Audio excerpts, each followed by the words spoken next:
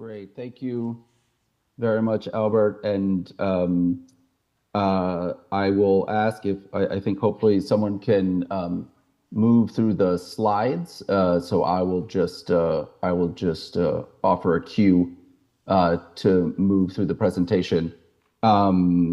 First off, I'd like to certainly start by thanking the ADB for the invitation to join this session and to be part of this very important forum and the very important discussions that have been taking place over the past day, and for the opportunity to share with you information about the Global Forum, which took place in February, which is an effort that we're really very enthusiastic about and very committed to.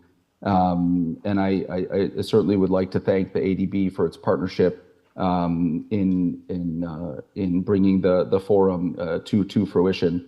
I'm going to spend just a little bit of time here on this first slide, just talking a bit about the context in which the Global Forum came about, what inspired the initiative, and then I'll move through three slides and talk in a bit more detail about some specific key takeaways from the discussions there.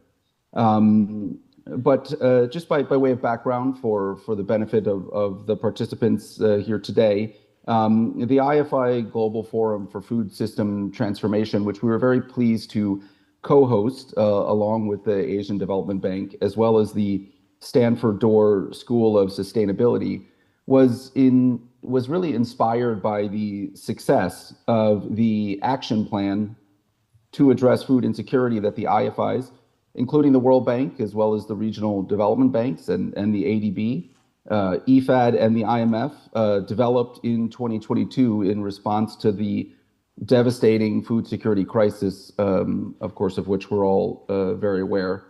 And at that time, Secretary Yellen urged the IFIs as a system to scale and surge an effective response to the crisis.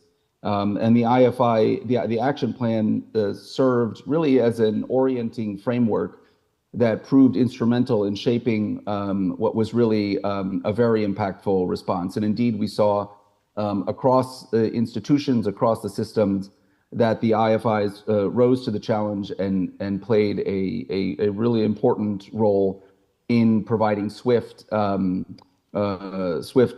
support to countries that were grappling with all of the repercussions of that crisis. Of course, though, looking forward, unfortunately, I think we can all expect that countries will continue to grapple with global challenges such as climate change, pandemics, and fragility and conflict, as was mentioned in the video that we just saw, that will continue to exacerbate the structural drivers of food insecurity, sadly condemning too many to an uncertain future of hunger and poverty. We also know that progress in achieving the SDGs is lagging, and at the same time, fiscal constraints in many countries will continue to hinder their ability to invest in their own development, including in the vitally important transformation of food systems that must take place if the world is to have adequate access to nutritious food in the decades to come. So against this backdrop, the role of the IFIs will remain critically important. That is one of the reasons why the United States has championed on a broader scale the evolution of the multilateral development banks to better respond to those global challenges while still retaining their focus on important core mandates of poverty reduction. However, we also recognized that promoting and supporting that as a shareholder in all of these vitally important institutions, that promoting the cohesive and collaborative approach that embodied the IFI Action Plan in 2022 would be critically important over the long term. We strongly believe that the IFI Global Forum can play a role in enhancing the systemic coordination and coherence amongst the IFIs, to support their efforts and support their investments in resilient food systems, as well as support their efforts in extending policy advice and technical assistance that can help countries better address future economic, climate, and other shocks. And so that's why that was really the inspiration for us to come together with the Asian Development Bank. And we were very pleased to work with a partner like Stanford that is contributing to so much of the important thought and work in this space to organize the forum in February. And so as shown here on the slide, over 17 institutions came together then in California, and over 16 sessions shared insights and explored a wide range of topics. Interestingly, I understand that this really was the first time that we saw the IFIs come together as a group in this format to really discuss and delve deeply into the issue of food system transformation. And so we think, this was really an important moment and one that we look forward to working with all the institutions to carry forward, because ultimately we think the power of collective action will be needed if we're going to advance on our shared objectives in this area. Across the sessions, the institutions explored topics that resonate well, I think, with what's been discussed in the forum here in Manila to date. The climate-nature-food-nexus, the importance of mobilizing private capital and mobilizing investment, the need for effective and repurposed investments, fiscal investments for greater impact. As well, participants shared insights into innovative financing models, investment opportunities, and policy frameworks that can drive transformative change. If we could move to the next slide, please. Amongst other insights, some of the important takeaways included here as outlined that coordinated efforts by IFIs are and will be essential to strengthening food security and advancing food systems transformation. And so in the forum, the participants discussed examples of what that greater collaboration could include, such as developing a common understanding and a methodology for tracking investment in food security to focus, leverage, and scale the IFI's collective efforts across regions.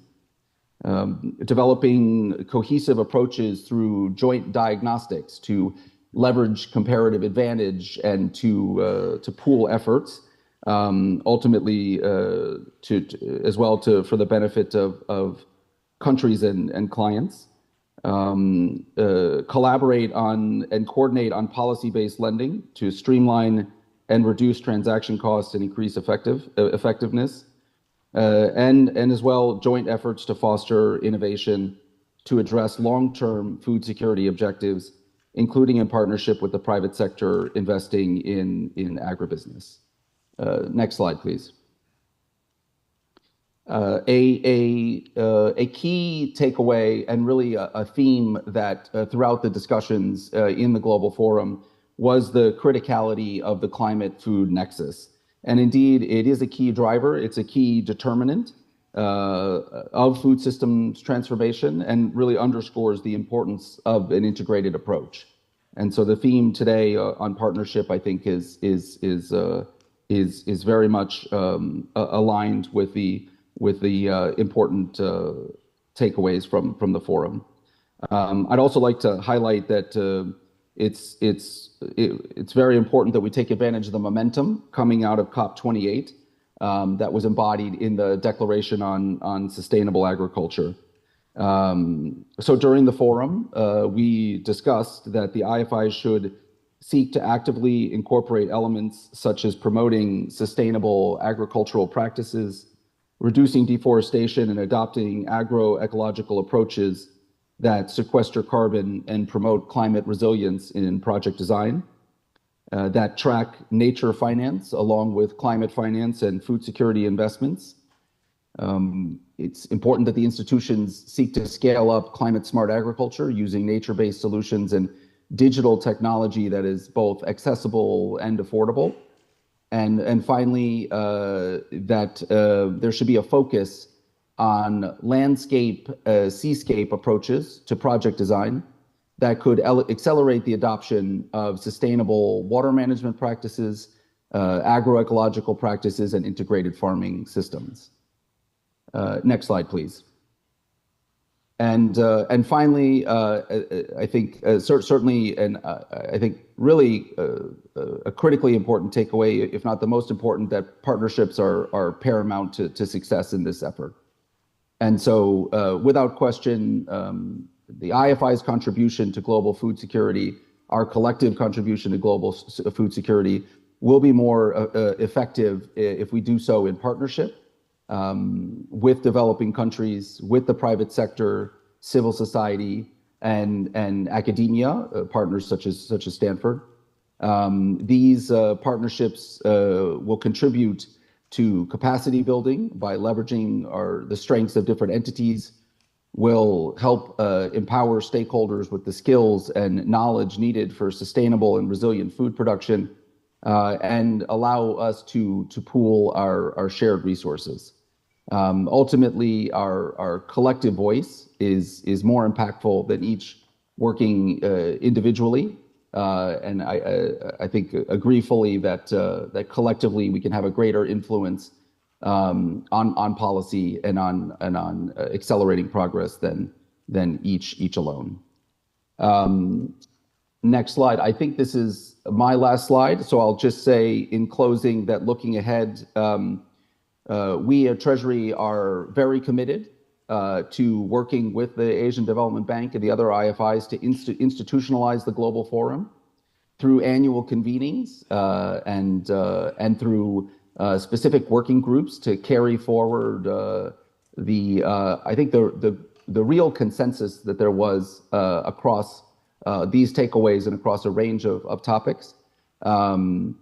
And we look forward to inviting and incorporating the participation and insights from a diverse range of stakeholders, including those that I've mentioned, civil society and academia, but also the private sector and other representatives from the IFIs, from the private sector windows, from DFIs and key regional institutions.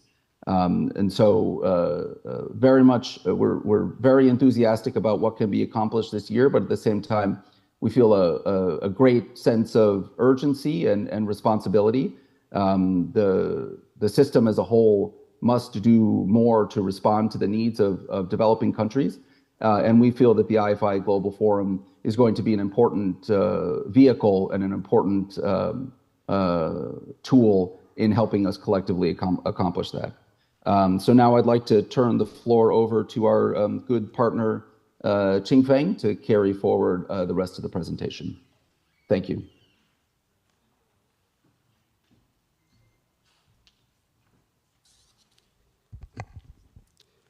Thank you so much, Jane. Again, IDB was very honored to join forces with the U.S. Treasury, Stanford University. We host the first global forum on food system transformation. During this first global forum in Stanford, I also have the opportunity to report the progress of this IDB's $14 billion US dollars commitment, which announced in September 2022. Again, as President Massa and also the President Friedman and many of our senior leaders already presented, we are now on the right track to deliver our commitment to this $14 billion US dollars. And then during the forum, I of course compare notes with the other IFIs. I also share this three takeaway during the process. Number one is as a part of the short-term responses, in addition to those emergency responses to like the Afghanistan, Myanmar, we got the good support from the WFP, FAO, to extend the support. Two important instruments also important. One is a financial instrument we call is a counter-cyclical support facility, we call it a CSF. We have 5 countries conducted the CSF, provide a faster disposing financing to DMC, mitigate the impact of the major shocks to the food security, including Kyrgyz, Pakistan, Tajikistan, Uzbekistan, and Mongolia. Those CSF very timely to address the short-term crisis. Second, the private sector play very important role in the process. Again, under the new operating model, we have the one important unit, agribusiness unit, and the PSOD support. Food security, the director is report to me and also report to the DG. So 3 key areas, very critical during the process. One is a director agribusiness lending for the step food working capital and the liquidity for the SMEs. Financial institution lending to the food and agricultural SMEs borrowers. And of course, is the trade and supply chain financing program, also very critical, address the disruption. And then, of course, is a microfinancing program. So overall, PSOD, this private sector support account for the 25% of our total investment. Second takeaway associated with this long-term measures. Number one is we diversify our lending modality from the expanded the original project lending modality to the sector development program and also the process lending modality. One of the good examples is in 2023, ADB, we delivered $500 million in Philippines for the policy lending, focus on the rice sector reform. This new instrument, very timely to conduct the necessary reform, and but more importantly, to stabilize the rice market. Of course, right now we still are facing challenges. We need to continue. Second, an example is SDP. We call it a sector development program. IDB support the Georgia efforts to enhance the policies for sustainable water resources management, including efficiency of the water use and also the financial sustainability irrigation systems. Those are the new modalities that combine policy instruments and also the lending, project lending modality. The third key intervention is that we adopted the landscape approach for food system transformation. Good example is we introduced high quality farming along the Yale River, $250 million. Of course, along our Yangtze River framework approach, we also invest closes $1 billion on agricultural non-pond source approaching, and also the natural capital investment in the last 2 years.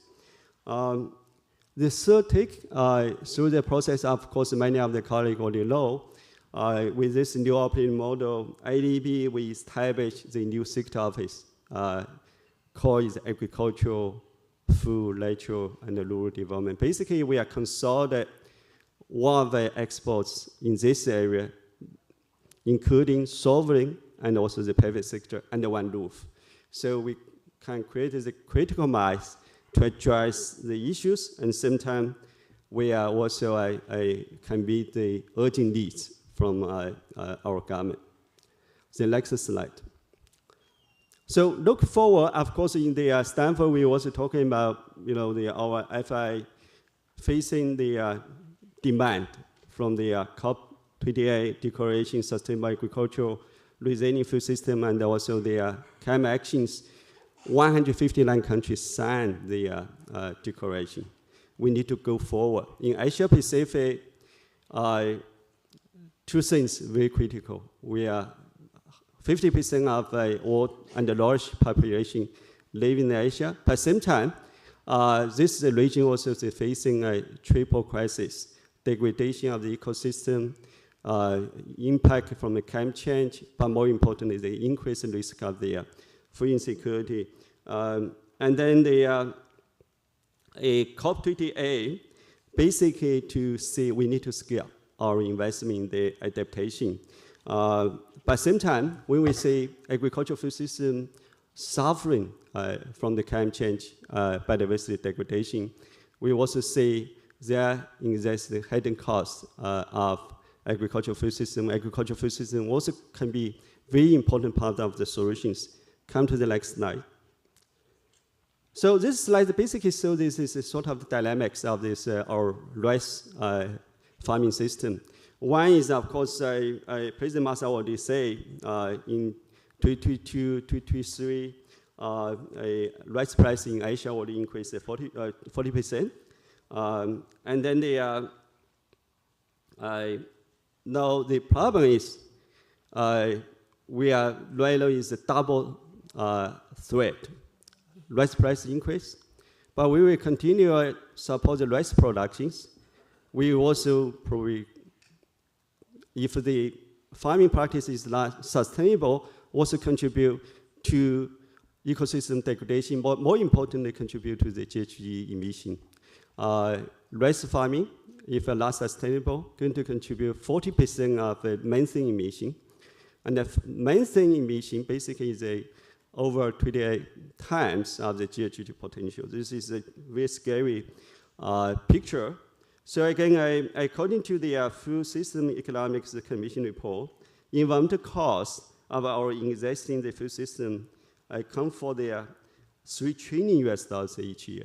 But if we have the chance to transform this food system towards the healthy and also the biodiversity positive, we can result in about $5 trillion and to the $10 trillion benefits.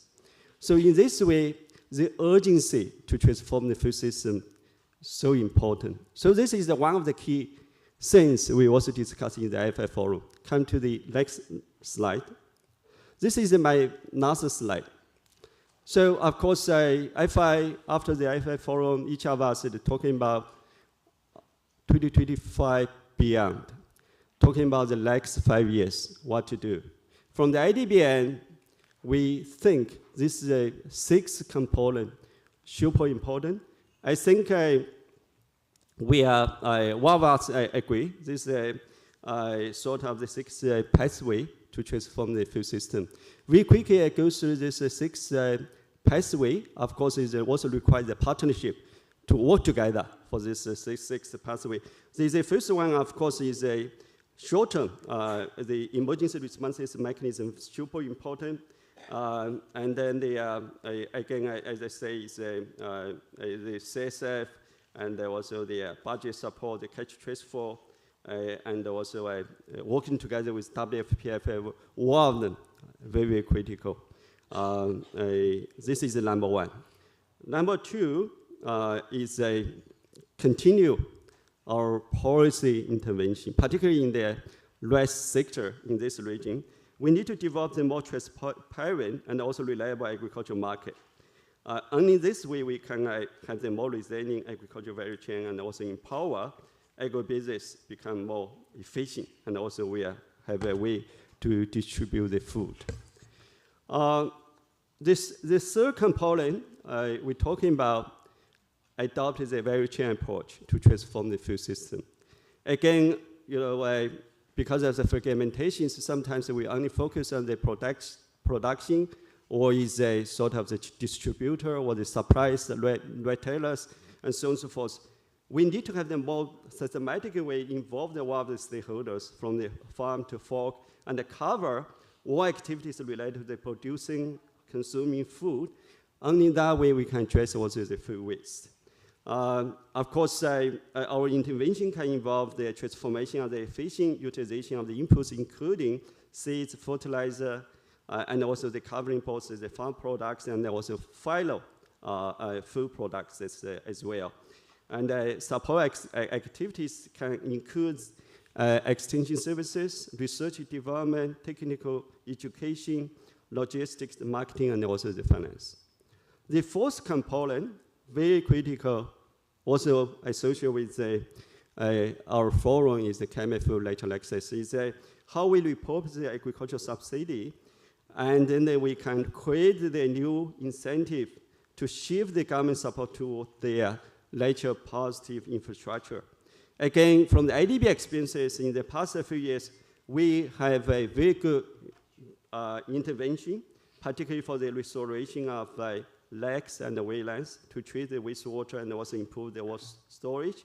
We also introduce spongy village to mitigate the stormwater and also addresses the extreme heat, and also zero tonnage to conserve soil quality, mangroves to reduce the coastal erosion and flooding, forests to return water and support groundwater recharge. One of these nature-based solutions provides a range of the core benefits, including the carbon storage, climate moderation, food security, job creation, and ecotourism.